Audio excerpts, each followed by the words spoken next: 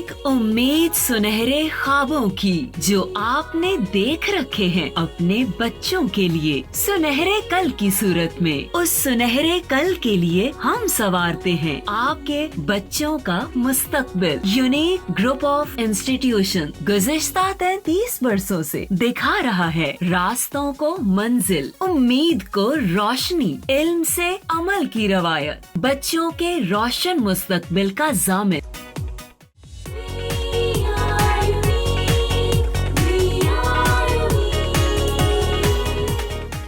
बिस्मिल्लाहिर्रहमानिर्रहीम। 9th class बेटा, आज हमारा नेक्स्ट लेक्चर है चैप्टर नंबर 3 से रिलेटेड, लेक्चर नंबर 29। हम पढ़ रहे हैं न्यूटन्स लॉज ऑफ मोशन और इसी से आगे फर्दर हमारा जो आज का टॉपिक है that is the mass and weight, और फिर इसके साथ हम पढ़ेंगे Newton's third law of motion. और हमारे पास एक एग्जांपल जो है वो जो पिछले लेक्चर के साथ हमने की थी 3.1 एंड 3.2, और उसके साथ आज हम 3.3 जो है वो एग्जांपल सॉल्व करते हैं। अच्छा बेटा, हमने पढ़ना है मैस एंड वेट। क्या फ़र्क है मैस में और क्या फ़र्क है वेट में। अक्सर ये question as a short question differentiate between mass and weight आ जाता है, एज ए लॉन्ग क्वेश्चन भी पूछा जा सकता है। इसके कुछ पॉइंट्स मैं बोर्ड पे लिखती हूँ, साथ साथ आप लोगों को समझाती हूँ कि आपने किस तरह से इसको लिखना है।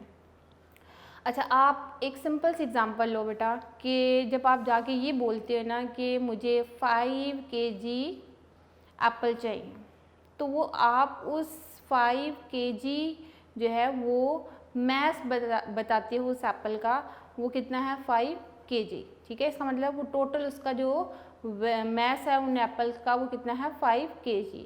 और वेट क्या है कि जब उन्हीं एप्पल्स के ऊपर फोर्स ऑफ ग्रेविटी एक्ट करती है और फोर्स ऑफ ग्रेविटी उन एप्पल्स को किस तरफ खींचती है, टुवर्ड्स द सेंटर ऑफ अर्थ, फिर वो बनता है वेट। यानी मैस को और वैल्यू ऑफ जी को मल्टीप्लाई कर दे देंगे तो वो बन जाता है वेट। मेरे पास है ये एक ब्लॉक, ठीक है, ये एक मैटर है और आपको पता है matter solid, liquid and gas, plasma, ये मैटर की डिफरेंट स्टेट्स हैं। ये मेरे पास एक सॉलिड है, ठीक है। इसका मैस अगर मैं बताऊं ये क्या होगा, इसका मैस जितनी ये वॉल्यूम जो है रख रहा है, ये कितनी जगह घेर रहा है, ये इसका क्या कहला रहा है, मैस। यूँ समझ लो कि मैस क्या है, क्वांटिटी ऑफ मैटर है, क्वांटिटी ऑफ मैटर है। ये किसी भी मैटर की, मैटर कौन सा है, सॉलिड हो सकता है, लिक्विड हो सकता है या फिर गैस हो सकता है। तो हम कह सकते हैं कि what is the mass, it is the quantity of matter possessed by the body. यानी कोई भी बॉडी उसका कितना मैटर है वो उसका टोटल क्या कहलाएगा, मैस कहलाएगा। अब हम इसी को वर्डिंग में जब लिखेंगे कि व्हाट इज़ द मैस, जब हम इसकी डेफिनेशन लिखेंगे तो क्या लिखेंगे, mass is the mass is the quantity of matter, mass is the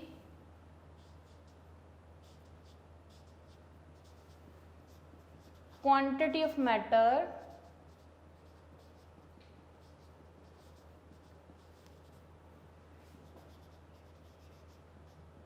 possessed by the body।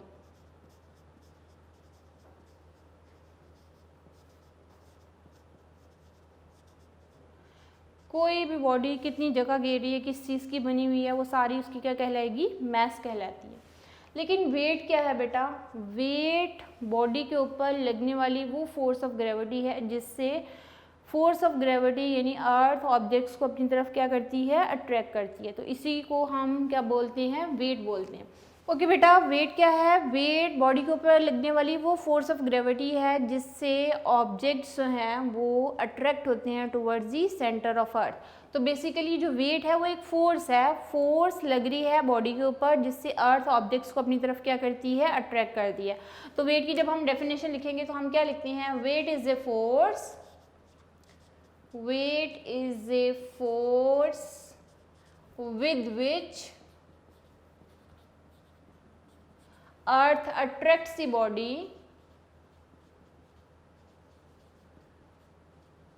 attracts the bodies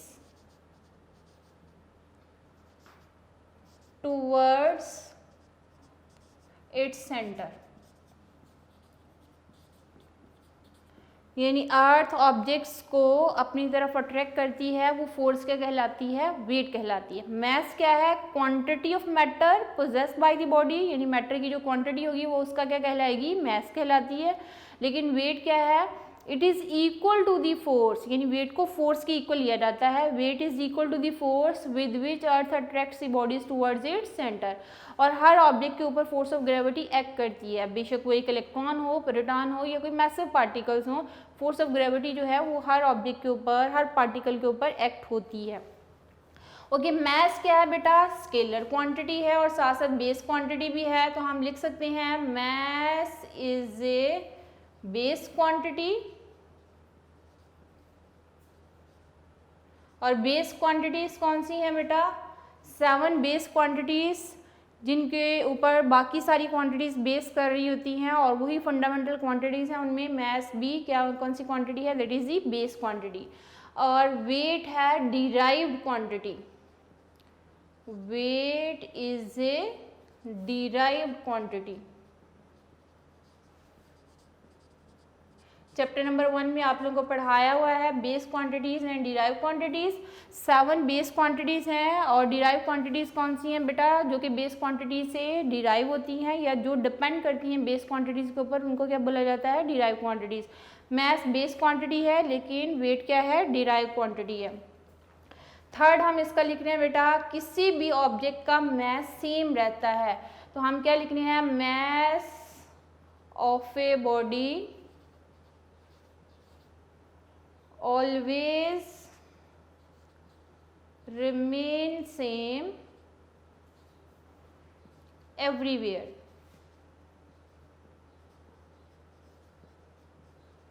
आप कहीं भी चले जाएं, ऑब्जेक्ट का मैस क्या रहता है, सेम रहता है।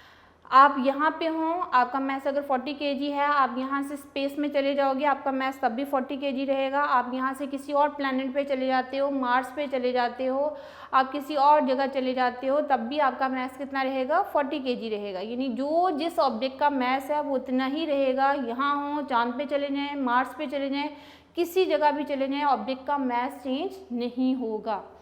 क्लियर है? तो हमने क्या लिखा, mass of any body will remain same everywhere. उसके बाद हम लिख रहे हैं बेटा वेट के बारे में। वेट जो है बेसिकली फोर्स ऑफ ग्रेविटी जो है ना बेटा, वो हर जगह डिफरेंट होती है, क्योंकि जी की वैल्यू ऑल्टीट्यूड के लिहाज से कम होना शुरू हो जाती है। हम जैसे जैसे अर्थ से ऊपर चलते जाएंगे, ऑल्टीट्यूड इंक्रीज होता जाएगा, हाइट जो है वो इंक्रीज होती जाएगी, वैसे वैसे ग्रेविटेशनल जो है एक्सेलेरेशन, उसकी वैल्यू जो है वो चेंज होना शुरू हो जाती है। अर्थ की सरफेस के ऊपर तो 10 होती है, 10 ms-2, लेकिन जैसे जैसे हम ऑल्टीट्यूड की तरफ जाएंगे, हाइट की तरफ चलते जाएंगे, जी की वैल्यू यानी ग्रेविटेशनल कांस्टेंट की वैल्यू क्या होना शुरू हो जाती है, कम होना शुरू हो जाती है। तो ग्रेविटेशनल कांस्टेंट की वैल्यू हर प्लैनेट के ऊपर डिफरेंट होती है। मून के ऊपर इसकी वैल्यू चेंज होती है, मार्स के ऊपर इसकी वैल्यू चेंज हो जाती है। आप स्पेस में चले जाओगे तो जी की वैल्यू क्या हो जाती है, चेंज हो जाती है। जी इज दी ग्रेविटेशनल एक्सेलेरेशन। तो इसलिए हम कहते हैं वेट जो है वो बॉडी का चेंज होता है विद ऑल्टीट्यूड। तो हम ये बात लिखेंगे, weight of the body will vary, vary का मतलब क्या होता है, चेंज होना, vary from place to place according to the value of g. तो उसके लिए हम जो पॉइंट लिखेंगे वो क्या लिखेंगे बेटा, वेट ऑफ द बॉडी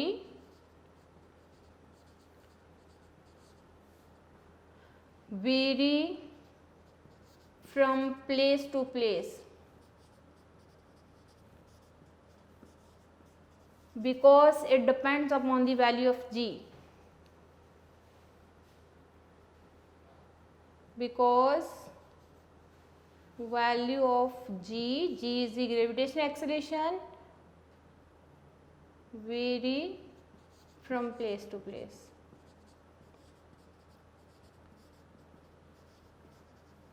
ठीक है, आप इतना पॉइंट भी लिखते हैं तो एनफ होगा। ये मैंने आपको समझाने के लिए लिखा है कि जी की वैल्यू चेंज होती है एक जगह से दूसरी जगह तक, इस वजह से जो है वेट की वैल्यू भी क्या होगी, चेंज होगी, और ऑल्टीट्यूड के लिहाज से इसकी वैल्यू क्या होने शुरू हो जाती है, कम होने शुरू हो जाती है। ओके, नेक्स्ट पॉइंट बेटा मैं लिख रही हूँ, हमने अगर मैथ कैलकुलेट करनी है तो उसके लिए जो सिंबल यूज होता है, मैथ इज रिप्रेजेंटेड बाय या डिनोटेड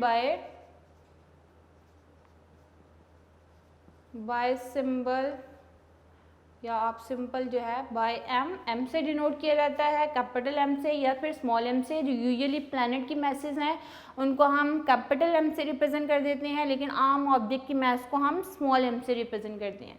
और इस साइड पे हम लिख देते हैं बेटा weight is denoted by W, weight is denoted by W. किस सिंबल से हम इसको रिप्रेजेंट करते हैं बेटा? डब्ल्यू के साथ। और नेक्स्ट पॉइंट में बेटा मैं लिख रही हूँ mass is a scalar quantity, scalar quantity. और स्केलर क्वांटिटीज कौन सी होती हैं? That is describe completely by its magnitude only, यानी इसमें एक न्यूमेरिकल वैल्यू और साथ उसकी अप्रोप्रिएट यूनिट रिक्वायर्ड होती है। तो इसलिए हम बोलते हैं कि मैस को रिप्रेजेंट करने के लिए हमें सिर्फ जो है मैग्नीट्यूड की ज़रूरत पड़ती है। तो इसलिए ये कौन सी क्वांटिटी होगी? Scalar quantity. लेकिन जो वेट है वो वेक्टर क्वांटिटी है। Weight of the body is a vector quantity.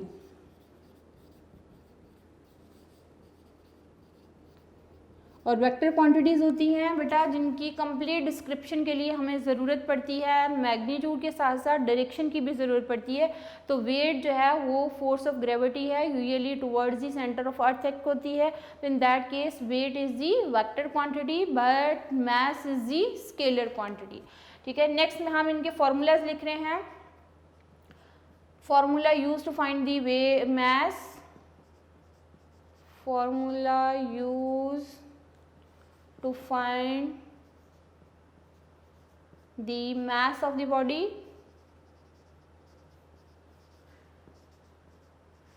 Formula बेटा according to Newton second law of motion F is equal to M A. तो यहाँ से हमने फाइंड आउट करना है मैस, तो m किसके इक्वल होगा? That will be equal to F by A. यानी मैस कैलकुलेट करने के लिए second law of motion use होगा। यहाँ से मैस कैलकुलेट करेंगे तो एक्सेलरेशन इधर आके डिवाइड हो जाएगा, तो हम क्या लिखेंगे? F is equal to M A and m will be equal to F by A. ये फॉर्मूला यूज़ होगा in order to find the mass of the body. लेकिन वेट के लिए फॉर्मूला चेंज होता है। Weight of the body is calculated by the formula weight of the body is calculated by the formula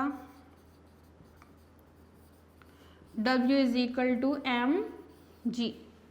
यानी हम wait के लिए formula क्या यूज़ करेंगे? W stand for wait, m is the mass of the body और उसके साथ gravitational acceleration को मल्टीप्लाई कर देंगे तो तब उस बॉडी का क्या निकल आएगा? वेट निकल आएगा। ठीक है, ये फॉर्मूला यूज़ होता है वेट के लिए और ये फॉर्मूला यूज़ होता है बेटा मैस के लिए। F is equal to M A and m will be equal to F by A. और अब हम इसके लिख रहे हैं बेटा unit of mass is kilogram, unit of mass is kilogram. मैं केजी लिख रही हूँ, केजी स्टैंड फॉर किलोग्राम। लेकिन जो वेट का यूनिट होता है that is in Newton, because हमने स्टार्टिंग में ही लिखा है कि weight is a force, force का यूनिट क्या होता है? न्यूटन। तो हम यहाँ पे लिख रहे हैं बेटा unit of weight is, unit of weight is Newton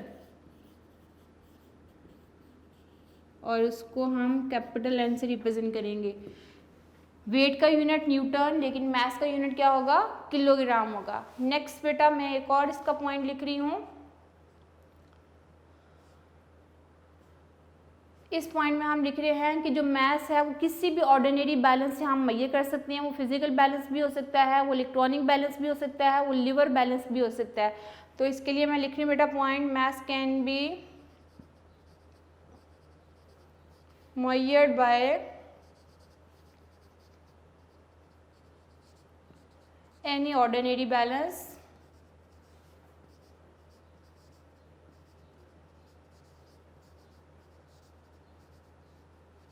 for example physical balance,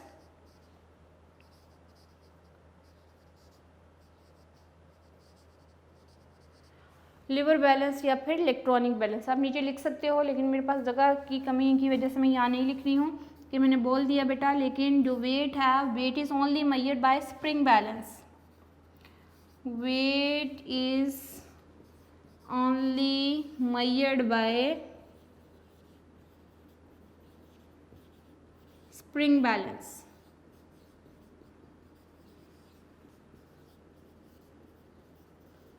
wait को हम सिर्फ जो है वो स्प्रिंग बैलेंस से क्या कर सकते हैं, मेजर कर सकते हैं, लेकिन मास जो है वो किसी भी ऑर्डिनरी बैलेंस से क्या की जा सकती है, मेजर की जा सकती है। वो ऑर्डिनरी बैलेंस कौन से हो सकती हैं, physical balance, lever balance, electronic balance या फिर बीम बैलेंस। ठीक है, ये था बेटा differentiate between mass and weight. मैं फिर से इसको रिपीट कर रही हूँ। लॉन्ग क्वेश्चन आए तो सारे पॉइंट लिखने हैं, अगर शॉर्ट क्वेश्चन आता है तो इनमें से 3 पॉइंट, लेकिन फर्स्ट पॉइंट मस्ट होगा। फर्स्ट पॉइंट जो है इनकी डेफिनेशन वो लाजमी लिखना है। बाकी पॉइंट में से आप 2 या 3 पॉइंट्स मजीद इसमें ऐड कर सकते हो शॉर्ट क्वेश्चन के लिए, लेकिन लॉन्ग क्वेश्चन में आपने ये 8 के 8 पॉइंट्स लिखने हैं। ठीक है, मैस क्या है, mass is the quantity of matter possessed by the body. तो हमने क्या लिखा, mass is the quantity of matter possessed by the body. What is the weight, weight is the force with which earth attracts the bodies towards its centre. फिर हमने यहाँ क्या लिखा, mass is a base quantity, weight is a derive quantity. Mass of the body will remain same everywhere. आप कहीं चले जाएं mass क्या रहेगी, सेम रहेगी, but weight of the body vary from place to place because it depends upon the value of G. उसके बाद हमने लिखा mass is denoted by small m and weight is denoted by w, w से represent किया जाता है। फिर हमने क्या लिखा बेटा, mass is a scalar quantity but weight is a vector quantity. फिर हमने इसका फॉर्मूला लिखा, formula use to find the mass of the body, F is equal to ma and m will be equal to F by a।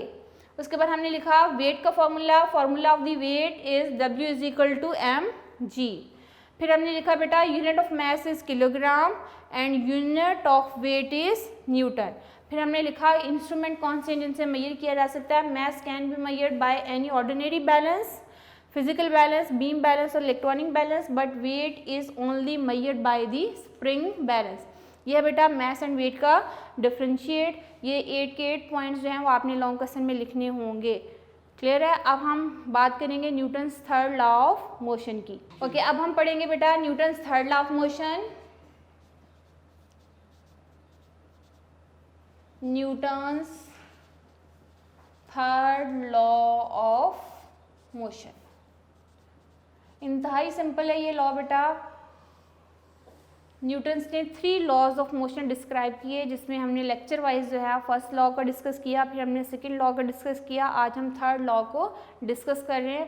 बेटा first law क्या था, a body continue its state of rest or of uniform motion in a straight line provided no net force act on it.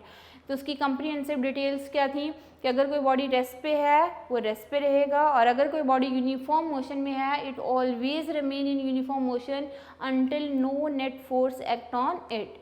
Clear है। उसके बाद हमने Newton second law of motion की बात की, तो उसमें वो 3 वेरिएबल्स के बारे में बात करता है। वो कहता है किसी भी बॉडी के ऊपर जब फोर्स अप्लाई की जाती है तो बॉडी में एक्सेलेरेशन प्रोड्यूस होता है, और एक्सेलेरेशन की डायरेक्शन एंड फोर्स की डायरेक्शन क्या होती है, सेम होती है। और उसके बाद वो कहता है magnitude of acceleration is always directly proportional to the net force acting on the body and inversely proportional to the mass of the body, जिसमें हमने उसकी डेरिवेशन भी की, और डेरिवेशन में हमने क्या कहा कि F is equal to ma। Clear है। तो ये हमने जो है अपने लास्ट लेक्चर में ये कंप्लीट जो है वो डेरिवेशन कर ली थी, और इसके साथ साथ आज हमने मास एंड वेट, और उसके साथ अब हम पढ़े हैं Newton's third law of motion. Newton's third law of motion बेटा इंतहाई सिंपल है। सबसे पहले तो देखिए कि एक्शन क्या होता है एंड रिएक्शन क्या होता है।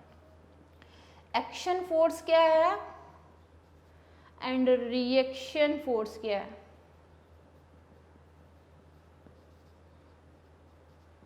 ठीक है, what is the action force and what is the reaction force.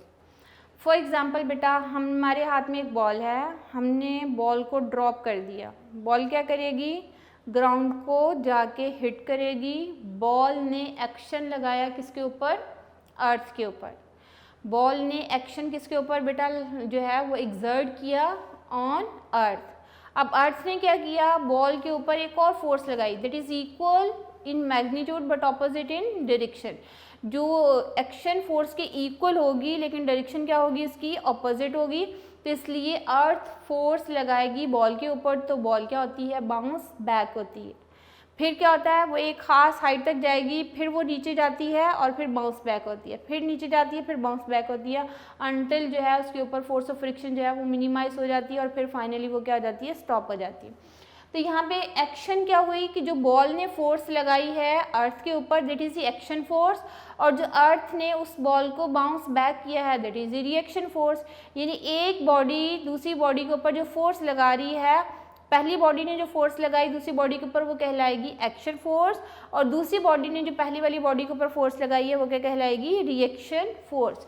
इसमें हम एग्जांपल ले रहे हैं बेटा कि हमारे पास है एक टेबल, टेबल के ऊपर हमने रखी एक बुक, ये है जी एक बुक, और इस बुक का जो वेट है, weight of the book is always acting in downward direction because force of gravity किस तरफ effect होती है, towards the earth center।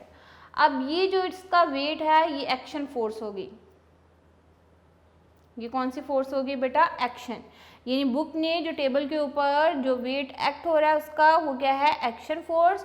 और अब क्या है, इस टेबल ने इस बुक के ऊपर एक इक्वल एंड ऑपोजिट फोर्स लगाएगी, लेकिन ये इक्वल किसकी होगी, इस वेट के, लेकिन इसकी डायरेक्शन क्या होगी, ऑपोजिट होगी। फॉर एग्जांपल इस बुक का वेट जो है 40 न्यूटन है, अब जो इसकी टेबल इसके ऊपर एक और फोर्स लगा रहा है वो फोर्स की बी वैल्यू होगी 40 न्यूटन, ठीक है, और इसको रिएक्शन फोर्स बोला जाएगा, और इसको नॉर्मल रिएक्शन बोला जाता है यूजुअली। जो बुक ने फोर्स लगाई वो क्या है, एक्शन फोर्स, और ये एक्शन क्या होगा, उसका वेट, और जो टेबल ने बुक के ऊपर फोर्स लगाई है वो क्या है, रिएक्शन फोर्स, और उसको यूजुअली हम क्या बोलते हैं, नॉर्मल रिएक्शन, और उसको आर से रिप्रेजेंट किया जाता है। वेट किसके इक्वल होगा, नॉर्मल रिएक्शन के इक्वल होगा इस केस में। तो तभी बॉडी जो है वो स्टेबल है, रेस्ट पे है, दोनों फोर्सेस की मैग्नीट्यूड इक्वल है और डायरेक्शन क्या है, ऑपोजिट है। ये हमने एक एग्जांपल ली बेटा। दूसरी एग्जांपल ले रहे हैं हम, एक एयर फिल्ड बैलून है। ये एयर फिल्ड बैलून जो है इसके अंदर क्या चीज़ है, एयर। अब हम जैसे ही इसको बेटा यहाँ से रिलीज करते हैं, एयर जो है वो एग्जॉस्ट होती है इस डायरेक्शन में, और रिएक्शन के तौर पे, यानी ये एक्शन फोर्स हो जाएगी, और रिएक्शन के तौर पे ये बैलून किस तरफ जाता है, आगे की तरफ।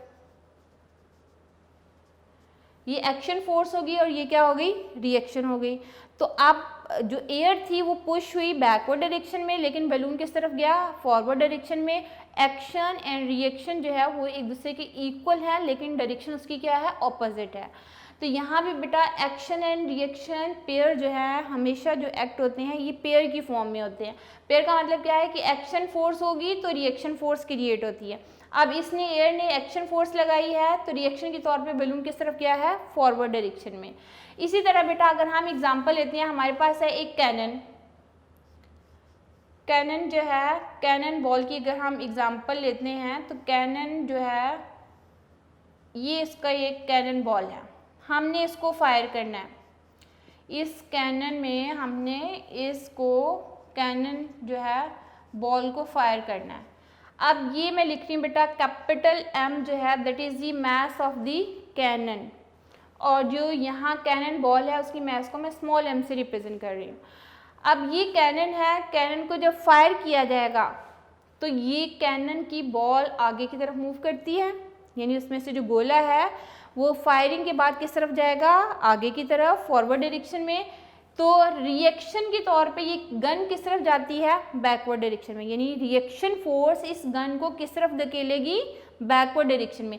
तो ये फोर्स क्या होगी, रिएक्शन, और एक्शन ये होगी, यानी एक्शन के तौर पे ये कैनन बॉल आगे की तरफ मूव किया, और रिएक्शन के तौर पे ये जो गन है या कैनन है उस किस तरफ जाएगी, बैकवर्ड डायरेक्शन में जाएगी। आप जब फायरिंग करते हो किसी भी गन से, तो आप अपने कंधे पे जब रखते हो उस गन को और आप फायर करते हो तो बुलेट जो है वो आगे की तरफ जाती है, लेकिन आपने के कंधे को बैकवर्ड डायरेक्शन में एक झटका लगता है और उसके साथ साथ जो गन होती है वो किस तरफ जाती है, बैकवर्ड डायरेक्शन में। अब रीजनिंग क्या है बेटा कि जो बुलेट थी उसका मास बहुत कम था लेकिन वेलोसिटी क्या थी, बहुत ज़्यादा थी, और सेम जो है उसकी जो फोर्स होगी उसकी ऑपोजिट रिएक्शन फोर्स जो है वो एक्ट हो रही है किसके ऊपर, उस गन के ऊपर। गन का मास जो है वो ज़्यादा है, वेलोसिटी क्या होगी, कम होगी, तो इन दैट केस वहाँ जो फोर्स अप्लाई हो रही है उसकी मैग्नीट्यूड इक्वल होगी लेकिन डायरेक्शन क्या होगी, ऑपोजिट होगी। तो बुलेट का मास कम होने की वजह से उसकी वेलोसिटी ज़्यादा है, लेकिन गन का मास ज़्यादा होने से उसकी वेलोसिटी क्या है, कम है। लेकिन वहाँ पे दोनों जो फोर्सेस लगाई जा रही हैं, एक्शन एंड रिएक्शन, दोनों की मैग्नीट्यूड इक्वल है लेकिन डायरेक्शन क्या होती है, ऑपोजिट होती है। सिमिलरली बेटा हम जो बात कर रहे हैं रॉकेट प्लेन की, उस केस में भी same action and reaction pair की फॉर्म में एक्ट होते हैं, और रॉकेट जो है उसमें बहुत सारी गैसेस जो है वो एग्जॉस्ट की जाती है बैकवर्ड डायरेक्शन में, और इन दैट केस जो है रॉकेट मूव करता है फॉरवर्ड डायरेक्शन में।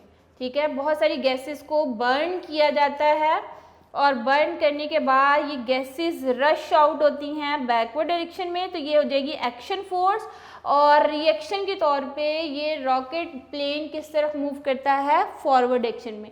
ये होगा बेटा एक्शन फोर्स हो जाएगी, और ये क्या हो जाएगी, रिएक्शन फोर्स होगी। तो एक्शन एंड रिएक्शन हमेशा जो है मैग्नीट्यूड में इक्वल होते हैं लेकिन डायरेक्शन में क्या होते हैं, ऑपोजिट होते हैं, और हमेशा पेयर की फॉर्म में एक्ट होते हैं।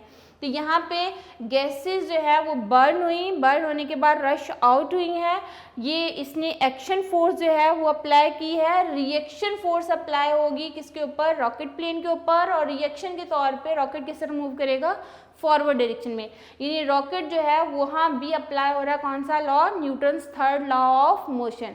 आप यहाँ पे अगर खड़े हो, स्टिल फॉर्म में हो, आप किसी बेंच पे बैठे हो, वहाँ भी Newton's third law of motion apply होता है। आप किसी बेंच पे बैठे हुए हो, आपका वेट एक्ट होता है डाउनवर्ड डायरेक्शन में, और उस बेंच पे जहाँ आप बैठे हुए हो उसके आपके वेट के इक्वल बेंच आपके ऊपर फोर्स लगाता है अपवर्ड डायरेक्शन में, जो कि नॉर्मल रिएक्शन फोर्स कहलाती है।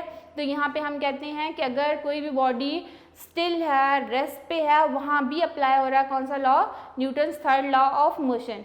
हम अर्थ पे वॉक करते हैं, वहाँ भी अप्लाई होता है Newton's third law of motion. वो किस तरह बेटा, आप अपने पाँव से बैकवर्ड डायरेक्शन में ज़मीन को जो है वो फोर्स लगाते हो, और अर्थ आपके ऊपर फोर्स लगाती है फॉरवर्ड डायरेक्शन में, और आप आगे की तरफ मूव करते हो। यहाँ एक बात याद रखने वाली है बेटा, एक्शन एक बॉडी के ऊपर होता है और रिएक्शन दूसरी बॉडी के ऊपर होता है। एक ही बॉडी के ऊपर एक्शन एंड रिएक्शन नहीं होते, reaction and reaction always act on two different bodies. यानी एक्शन एक बॉडी के ऊपर अप्लाई होगा एंड रिएक्शन सेकंड बॉडी के ऊपर अप्लाई होता है। Action and reaction always act on two different bodies. आपने वॉक की अर्थ के ऊपर, जैसे इसको अगर मैं पिक्चर के मुताबिक दिखाऊं बेटा, ये है मेरे पास ग्राउंड फ्लोर, यहाँ पे एक पर्सन जो है वो वॉक कर रहा है, तो ये उसके पाँव हैं। तो इन दैट केस वो अपने पाँव से इस अर्थ को किस तरफ धकेलेगा, बैकवर्ड डायरेक्शन में। तो बैकवर्ड डायरेक्शन में ये एक्शन फोर्स कहलाएगी, और अर्थ इसको रिएक्शन के तौर पे किस तरफ बेटा मूव कराती है, आगे की तरफ। तो ये रिएक्शन होगी, रिएक्शन फोर्स होगी। यानी इस पर्सन ने अप्लाई की एक्शन फोर्स, और रिएक्शन फोर्स जो है वो अप्लाई की गई, जिससे ये पर्सन किस तरह मूव किया, फॉरवर्ड डायरेक्शन में। एक्शन किसके ऊपर एक्ट हुआ, अर्थ के ऊपर, और रिएक्शन किसके ऊपर एक्ट हुआ है, इस पर्सन के ऊपर, और पर्सन किस तरह मूव किया, फॉरवर्ड डायरेक्शन में। सिमिलरली हम हॉर्स एंड कार्ट की एग्जांपल लेते हैं कि अगर एक हॉर्स के साथ एक कार्ट जो है वो बंधा हुआ है, तो in that case horse apply कर रहा है एक्शन कार्ट के ऊपर, और साथ साथ वो अपने पाँव से किसके ऊपर एक्शन अप्लाई कर रहा है, वो अर्थ के ऊपर एक्शन अप्लाई करता है, और अर्थ उस जो है हॉर्स के ऊपर रिएक्शन अप्लाई करेगी। Action force and reaction force की मैग्नीट्यूड इक्वल होगी लेकिन डायरेक्शन क्या होगी, ऑपोजिट होगी। तो हम जब स्टेटमेंट लिखते हैं बेटा Newton's third law of motion की, तो उसकी स्टेटमेंट में हम लिखते हैं to every action according to Newton's third law of motion, according to Newton's third law of motion, to every action there is always equal but opposite reaction. according to Newton's third law of motion,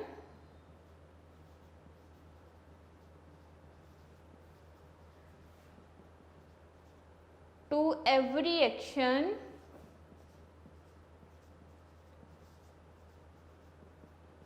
there is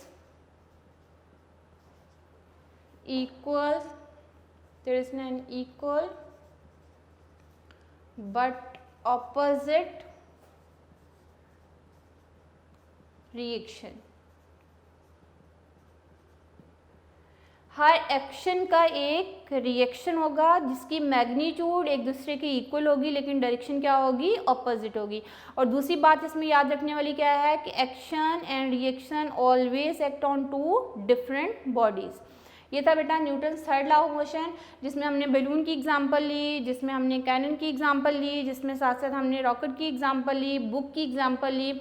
इसमें आप बहुत सारी example जो हैं वो coat कर सकते हैं। शॉर्ट क्वेश्चन आए तो आपने स्टेटमेंट के साथ वन एग्जांपल जो है वो मस्ट होगी, लेकिन लॉन्ग क्वेश्चन आए तो आप फिर सारी एग्जांपल साथ साथ लिखोगे। लॉन्ग क्वेश्चन भी पूछा जा सकता है, एज ए शॉर्ट क्वेश्चन भी ये आता है। Newton's third law of motion, to every action there is always equal but opposite reaction. अब बेटा हम साथ ही एग्जाम्पल करते हैं। 3.3 एग्जाम्पल जो हमारी रह गई थी, और उसके साथ एक छोटा सा क्विज़ है इसी टॉपिक से रिलेटेड। क्विज़ पहले कर लेते हैं, चलेंगे। वो कहता है कि क्विज़ है बेटा 64 पेज पे, बुक के 64 पेज पे इसी टॉपिक से रिलेटेड एक छोटा सा क्विज़ है। आपने जस्ट अगर टॉपिक समझ लिया है तो ये क्विज़ सॉल्व करना इंतहाई आसान होगा। आपने सिर्फ इमेजिनेशन करनी है कि क्या हो रहा है।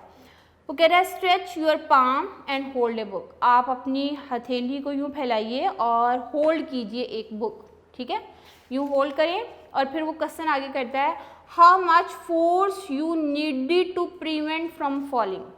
आपने स्ट्रेच की अपनी पाम, ये बुक आपने अपनी इस पाम पे रखी, और वो कहता है क्वेश्चन क्या है कि आप कितनी फोर्स लगाएंगे इस बुक को नीचे गिरने से बचाने के लिए। मैं कितनी फोर्स इसके ऊपर लगाऊंगी, जितना इस बुक का वेट होगा, डाउनवर्ड इसका जितना वेट है, मैं अपने हाथ से इतनी ही फोर्स इसके ऊपर लगाऊंगी तो ये गिरने से बच जाएगी। अगर मैं अपने हाथ से उतनी फोर्स नहीं लगाऊंगी तो ये क्या हो जाएगी, गिर जाएगी, ठीक है। तो हमारे पास इक्वल टू वेट हम अगर अपने पाम से फोर्स लगाएंगे इस बुक के ऊपर तो then it will prevent from falling. ये था फर्स्ट क्वेश्चन का आंसर। सेकंड क्या है बेटा, व्हाट इज़ द एक्शन। जो बुक का वेट है दैट इज़ द एक्शन। जो मेरी हथेली का जो फोर्स होगा दैट इज़ द रिएक्शन। जो मेरी पाम का फोर्स होगी दैट इज़ द रिएक्शन। यानी ये बुक है, बुक को मैंने यहाँ पे रखा, जो मैं फोर्स लगा रही हूँ वो क्या होगी, रिएक्शन। जो बुक मेरे ऊपर फोर्स लगा रही है जो कि इक्वल टू वेट है that is the action force. अच्छा, थर्ड क्वेश्चन में वो कह रहा है is there any reaction, if yes then what is its direction. वो कहता है क्या यहाँ कोई रिएक्शन है, अगर है तो उसकी डायरेक्शन क्या होगी। Yes there is the reaction. Reaction क्या होगा बेटा, वेट एक्शन है तो रिएक्शन क्या होगा, अपवर्ड डायरेक्शन में, जो कि मेरी जो पाम है उसका रिएक्शन होगा, और मैं जो फोर्स लगाऊंगी वो अपवर्ड डायरेक्शन में होगी, वेट डाउनवर्ड, और जो पाम आपके इसके ऊपर फोर्स लगा रही है that is in upward direction. और वो किसके इक्वल होगा, that will be equal to the weight of the book. यानी इस बुक के वेट के इक्वल ही फोर्स लगाई जाएगी तो फिर वो प्रिवेंट होगी फ्रॉम फॉलिंग। ये 3 क्वेश्चन से जो कि इसी टॉपिक से रिलेटेड क्विज था बेटा, ये मैंने अभी आप लोगों को साथ डिस्कस कर दिया।